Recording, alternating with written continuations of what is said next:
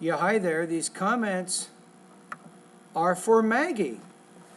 Let's take a look at what you said. So, I like your philosophy. A lot of students, they reject my suggestion of reading 45 minutes every day. They don't like to do it because it's too difficult. But think about this. I was just telling somebody the other in another video.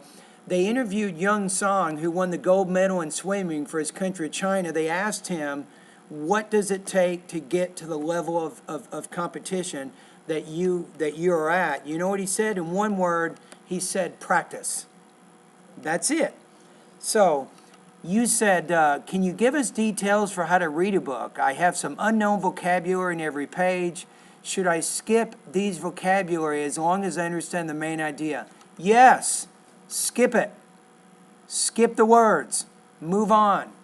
There's reading extensively and there's vocabulary practice or vocabulary study. I see these as different, as two different types of language activities. So you said some of the words are out of the TOEFL words. Should I still need to remember these vocabularies? Don't worry about the vocabulary you see. If you're reading newspapers, if you're reading magazines, and more importantly, if you're reading longer books, as long as they are for adults, you're going to get vocabulary that's going to be useful for you on the TOEFL, for your speaking, for your writing, or whatever else you need to do with your language. So I would say this. If you want to study vocabulary, do this. If you're reading a chapter in a novel, for example, let's say you're reading a Harry Potter book or something like that.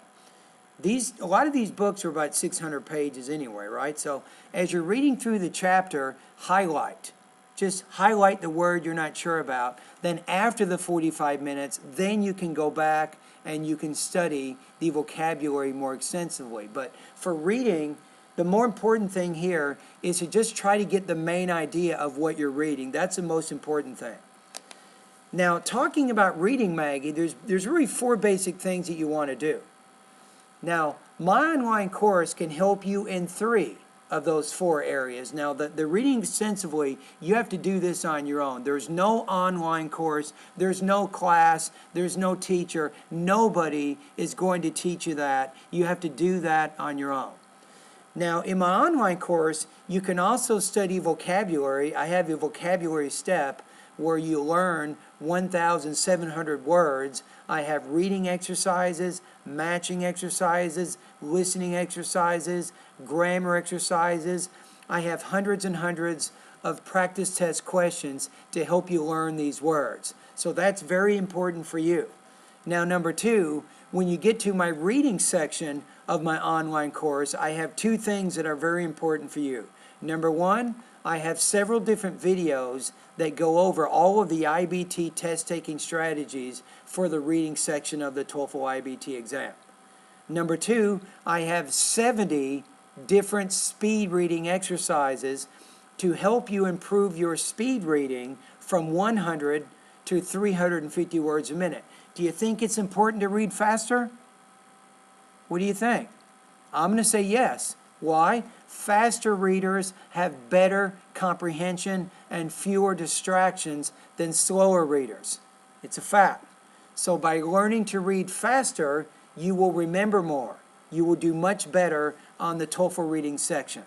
That's a fact, right? So let's recap what I just said. There's 4 basic things that you need to do to improve your reading. Read extensively, study vocabulary, understand the IBT reading test-taking strategies, and improve your reading speed. These are very important in helping you get to where you want to be. Now, if you're interested, I have a great online course. I'd like to invite you to become one of my newest students. And remember that I don't just have vocabulary and reading sections. I have pronunciation, grammar, listening, speaking, and writing sections as well. And you can complete all of your pronunciation, writing, and speaking practice tests online. I'll read them, I'll listen to them, I'll score them, I'll give you some comments to get you going in the right direction. All right, and remember, as one of my students, you are always only an email away. You can always contact me like you're doing now whenever you have questions about any part of the course. In fact, today I'm also getting ready to answer an email from Fong, who is one of my students right now and who is working hard, just like you, to improve his TOEFL score. And anyway, Maggie, thank you very much for your comments, and all the best to your high-scoring TOEFL success.